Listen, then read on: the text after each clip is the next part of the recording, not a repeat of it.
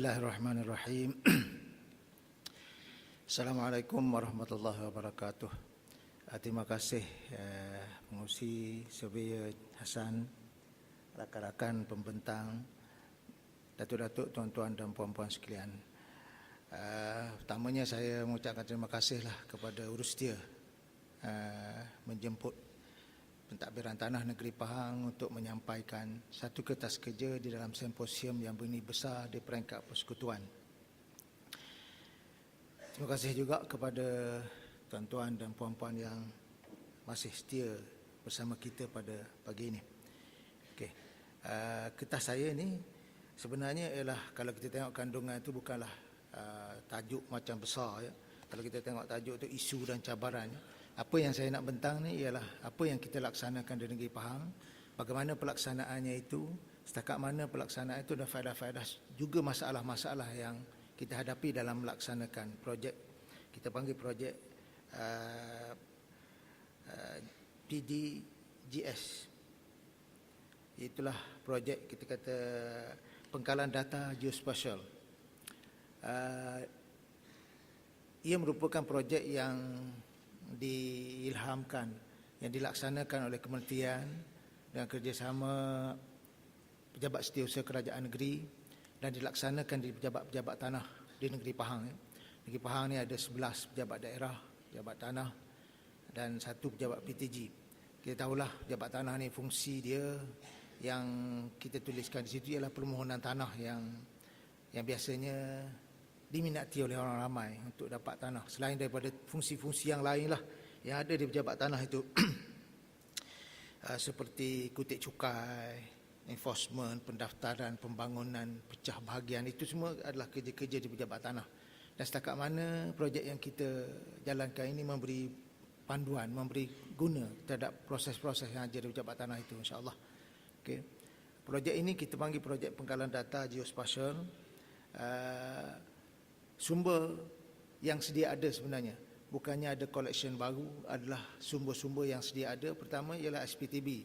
SPTB ini ialah sistem pendaftaran tanah, sistem pendaftaran tanah ya, di berkomputer di pejabat tanah yang telah lama diwujudkan, yang dibuat oleh kementerian Ketua Pengarah Tanah dan Galian, yang dilaksanakan di daerah, di seluruh negara-negara. Dan yang kedua ialah data pengkalan data ukur kadastra. Yang ini terdapat di JUPEM. Semua JUPEM ada. Jadi kedua-dua ini kita gabungkan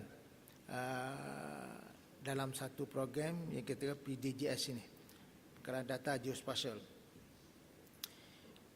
Kalau kita lihat SPTB ialah urusan hak milik tanah, pendaftaran hak milik tanah secara berkomputer. Ianya ada dalam sistem secara bentuk tekstual. Manakala peduk juga, ukur kadastra ini melibatkan pengukuran hak milik tanah yang dilaksanakan oleh JUPEM, dan maklumat-maklumat tanah itu, lot-lot tanah yang diukur itu ada dalam bentuk grafik.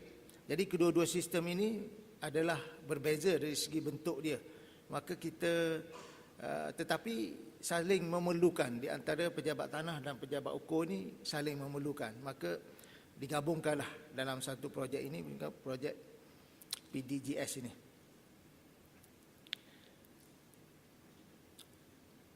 Okey. Ini gambaran yang kita laksanakanlah di antara SPTB dan peduk, kita gabungkan dalam satu pengkalan data di pejabat tanah dan daerah yang mengandungi kedua-dua data itu. Konsep pembangunan yang kita gunakan di pejabat tanah ni ada 3 lapisan ya, 3 layer yang kita gunakan. Ada berperingkat, ada 3 peringkat dan digunakan oleh individu-individu yang berbeza. Okey, yang pertama pembahagian layer. Setiap proses kerja diberi layer-layer ataupun diberi lapisan-lapisan tertentu yang dia boleh akses ya, yang boleh gunakan. Di sini saya membawa contoh seperti permohonan tanah. Mana ada untuk permohonan tanah, ada untuk charting, ada untuk kegunaan pelan, ada untuk QT dan sebagainya, kita adakan layer-layer tertentulah.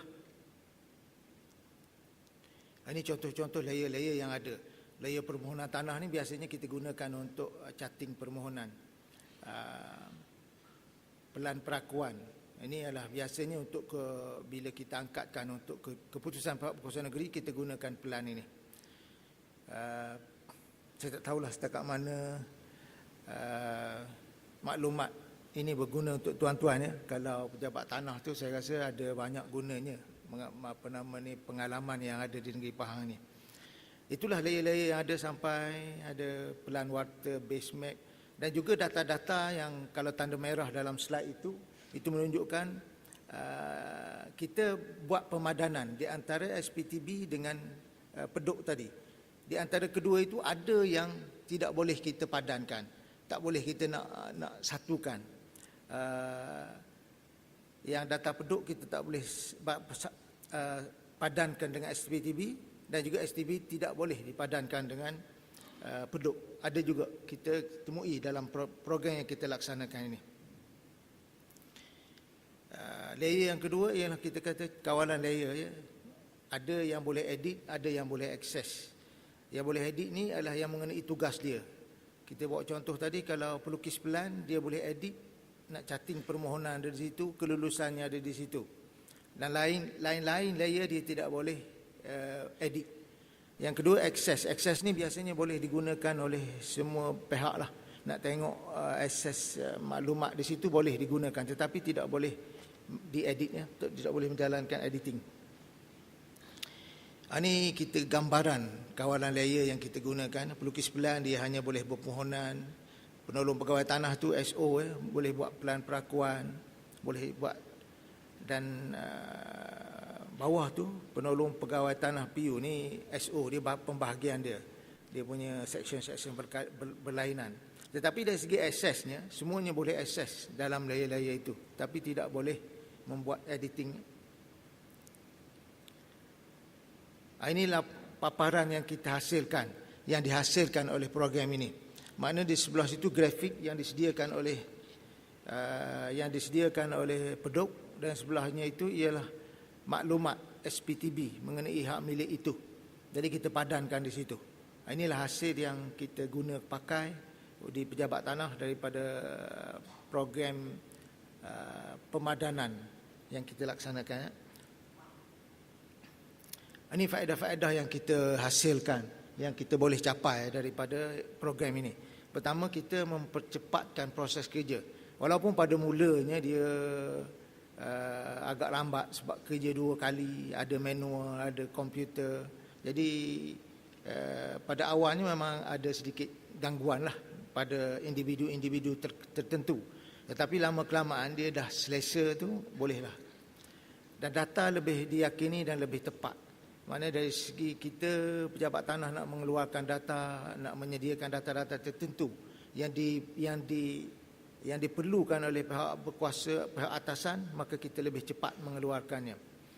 Dan pelanggan juga boleh mendapat maklumat yang dikehendaki itu agak lebih cepat juga. Dan yang paling kita guna sekarang ialah paling banyak digunakan ialah penjualan pelan. Kalau dulu lambat nak beli pelan ni, kadang-kadang memakan masa yang panjang, tetapi hari ini kalau kita beli pelan di pejabat tanah yang menggunakan program kita ini, cepat. Tak payah tunggu lama-lama, tidak payah berbaris panjang ya.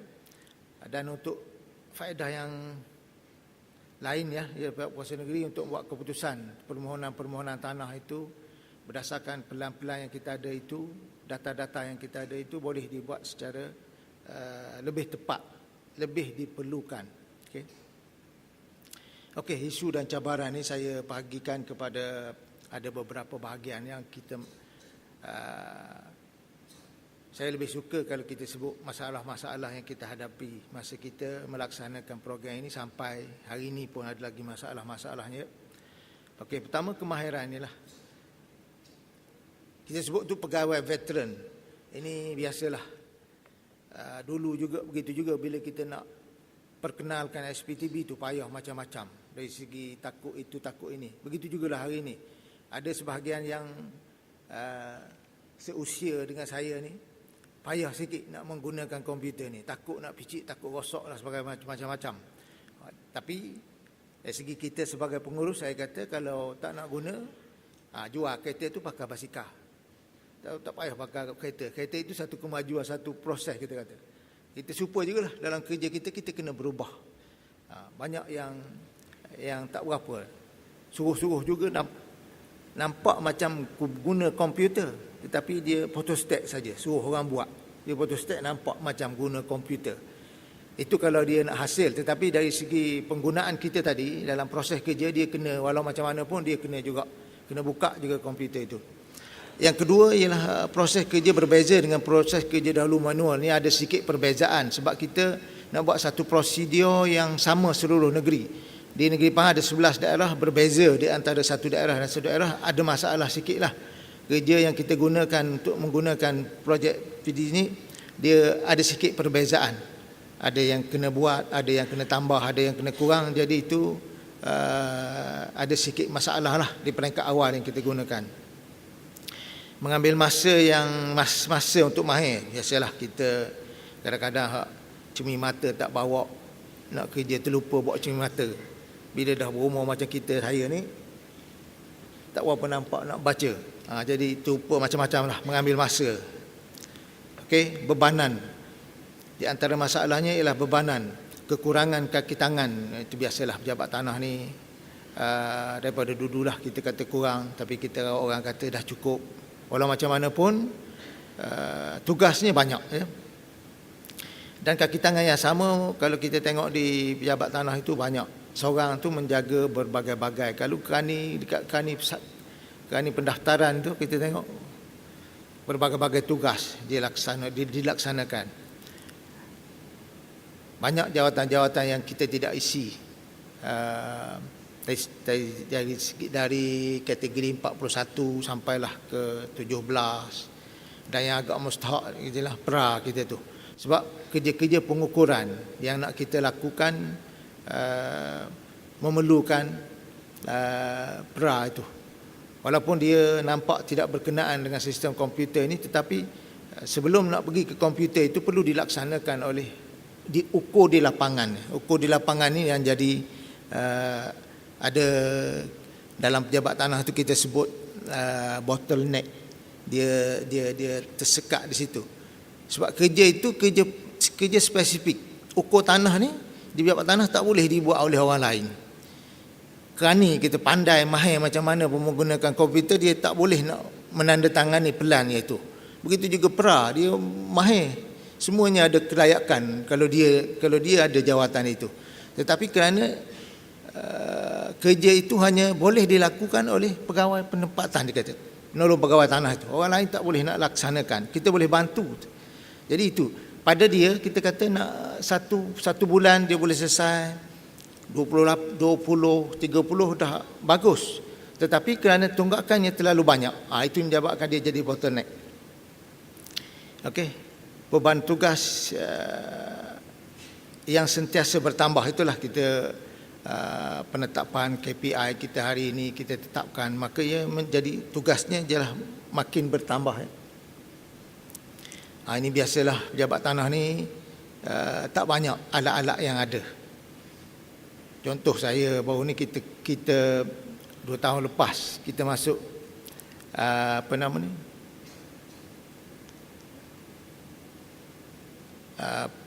KIK sekarang.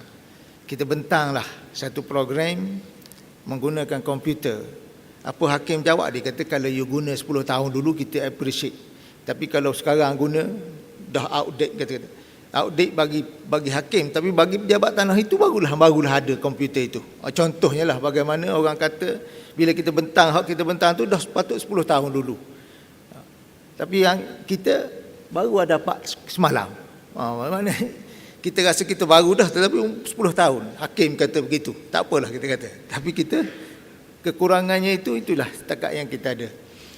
Minta maaf kalau ada orang SUK, saya nampak macam ada tadi. SUK Pahang lah, sebab kekurangan alat-alat di pejabat tanah. Dia banyak membantu, bukan tak ada. Kalau SUK Pahang tu banyak membantu, tapi tak Kalau kita kata nak gunakan sistem kan kena ada one to one. Kalau kongsi-kongsi ni itu jadi kata malah dia payah tadi bila kongsi-kongsi. Okey. Supaya lah kalau tak ada keuangan, kita kata contohlah SPTB yang ada hari ni lah. SPTB yang ada hari ni kita kata di pejabat tanah tu ada dua besi. Besi 3.0, besi 2.7. Di pejabat tanah negeri Pahang lah. Berbeza. Nak update, nak angkatkan daripada 2.7 tu kepada 3 tu kena memerlukan. Sampai sekarang ni lah keadaan itu ya. Okay. Ini semasa kita melaksanakan kerja-kerja pemadanan. Ada masalah yang kita temui lah, yang kita perlu atasi. Pertama, lok bertindih. Banyak lok-lok yang bertindih yang kita kata